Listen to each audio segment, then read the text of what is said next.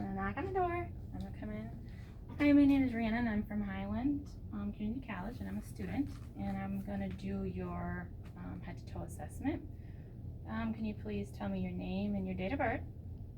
And then I would check the armband. That's 2 identifications. I would then go wash my hands, and then come back.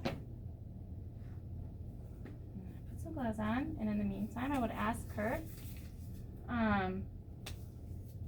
where she is, why she's here, just basically her alertness. So place, date, time, and the reason. And I will assess her speech. I will assess her facial expressions, her grooming, posture too as she's sitting here. And then I'm going to get her vitals, blood pressure, pulse, respirations, and the oxygen. If it's under 92, I would go get my instructor or the nurse. And then I would have her walk to the scale, get the height, weight, watch her gait, note if it's smooth, steady, and then have her come back. And then I would tell her, ask her if she has any questions before we even start, any concerns, any pain. Use the pain scale, 1 to 10, 1 being not, it doesn't hurt, 10 being the worst. All right, so first I'm gonna start with assessing her scalp, basically her face, scalp, skin, looking for any lumps, bumps, abnormalities. Ask her if anything hurts. Of course, checking grooming. And then I'm gonna palpate the sinuses and the forehead. Check to see if there's any tenderness. Ask her if she's had any problems. Then I'm going to check the TMJ, have her open her mouth, then close it. I will note if there's any popping, clicking, and then I will ask if she does. If it hurts, it doesn't bother her, how long has it been going on? Then I am going to assess the cranial nerve 5, and I'm going to have her close her eyes, use my glove. I'm going to touch various spots on her face and ask her to tell me where I've touched. Then I'm going to do cranial 7, and I'm going to look for symmetry, so I'll have her smile, frown, and poof up her cheeks. Make sure everything's even. Okay, and then I'm going to assess her eyes. I'll ask her about contacts, glasses, when's her last eye exam. I'm going to assess the perla, which pupil round reactive, and I'm going to use the gauge on my pen light. It should reflect 2 sizes, so I'm just going to have her look. There, I'm going to shine in her eye. I should note the change. And then I'm going to ask her for accommodation. So I'm going to ask her to pick a spot on the wall. I'm going to bring my pen light into view and see if her eyes cross. And then I'll see if they change for focusing. And then I'll have her look up, down, and across the cardinal movements. And I will note that. And if everything's fine, I can say that's true perla. I can have her name or read the name tag or an alcohol swab for vision. And then I'm gonna palpate her ears to see if there's any abnormalities. She could have piercings from scars that from a piercing. And then I'm gonna take my pen light, look for any red or drainage.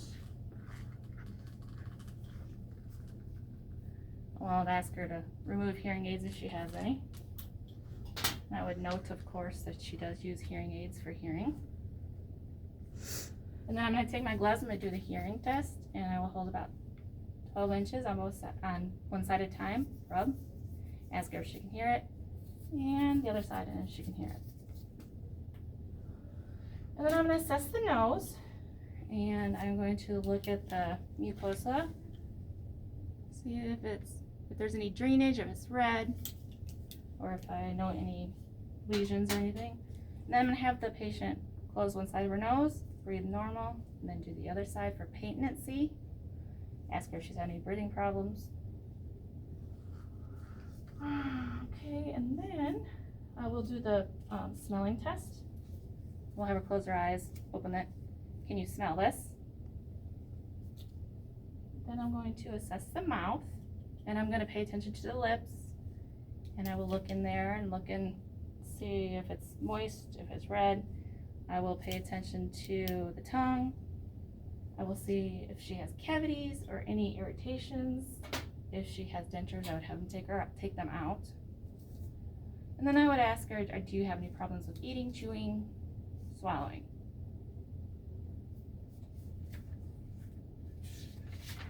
Okay, and then I'm going to assess the neck. I'm going to have her do a range of motion. I will not do it. I will have the patient do it. So I'll have her look up, down, and both sides. Note if there's any limitations.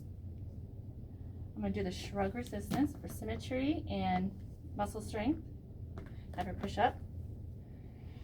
And then I'm going to check the carotid pulse on both sides one at a time.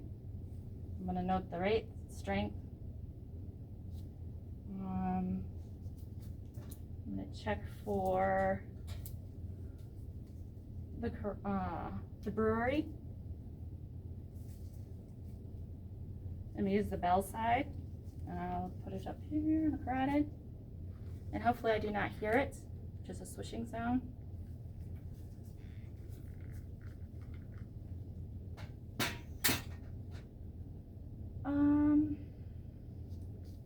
Then I'm going to look for the JVD, which is the fluid distension. You should be able to see it if she does have it.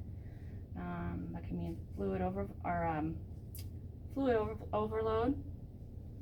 I will check the trachea, make sure it's midline. Palpate lightly,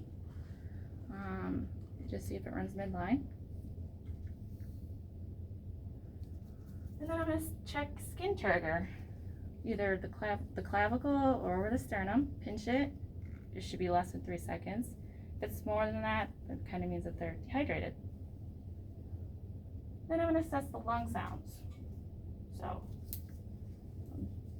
make sure to start off with that she's not having trouble breathing, they're not labored, because I don't want her to have to sit here and huff and puff and pass out. Okay, I guess I should flip this over.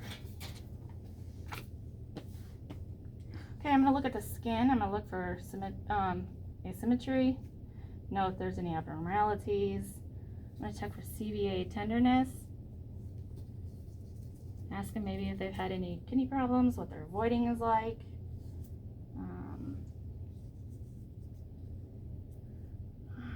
And then I'm going to assess the lungs. There should be 10.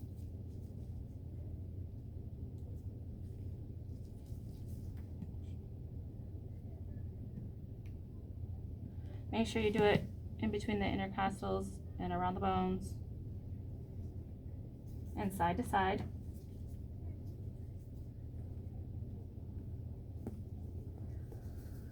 We're going to do tactile firmitis. Basically just do this and have them say 99, and you want to feel vibration, and you will do it down. You're going to check thoracic expansion. So put my thumbs here right underneath the rib cage, and I'm going to ask her to inhale, and I should look for symmetry. And listen for adventitious sounds. Okay. Then we go to the front. Listen for lung sounds. There's 12 of those. I'm gonna visualize it first, and then I'm gonna palpate the PMI, which is the fifth metatarsal and mid-clavicle. You want to be on the skin, so you would sit here and palpate it. Okay.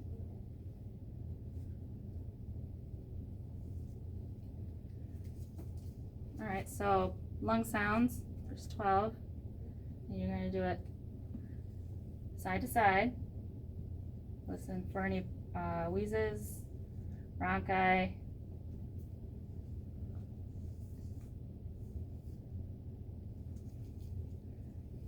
Okay, then for the heart, You're going to do the pulmonic, or I'm sorry, the aortic, pulmonic, what is it? The Erb's point, tricuspid, and the mitral. I'm looking for the S1, S2 lub dub. Listen for any swish or murmurs. And I would ask them if they have any concerns. I'm going to lay her down because I need to assess the abdomen. Underneath her legs, it hurts.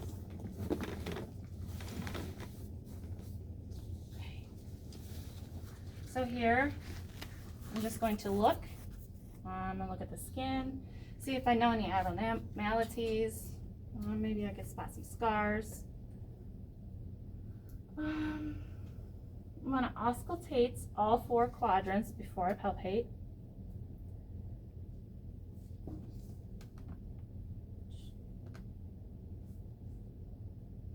And then I'm gonna listen for the brewery. And if I do not hear it, I can palpate. I'm looking for distension, hardness, bumps, any tenderness. At this point, I would ask her what her diet's like, how's her bowel movements. I would also pay attention to facial expressions. And I would ask her if she has any questions or concerns with that. And then I would do the range of motion on all the extremities. I would look at the skin. I would be looking for edema in any of the lower extremities, anywhere where it's dependent. So I will do the resistance. I will make her push against me, pull against me. Ask her if anything hurts.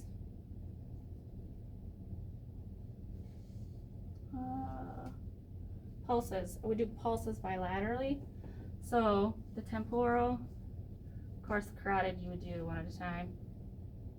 The femoral, brachial, radial, and the ulnar, popliteal, posterior tibia, and PDO. I would do sensory. So I would have the patient ask if I could feel tension down here or the top of their toe. I would do capillary refill on all of the toes and all of the fingers and hope for less than 3 seconds.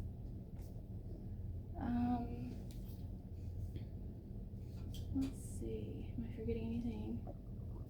And of course I would use a strength scale. And I think that's it. I would make sure the patient's safe, cover him back up. I would take my gloves off, go wash my hands, and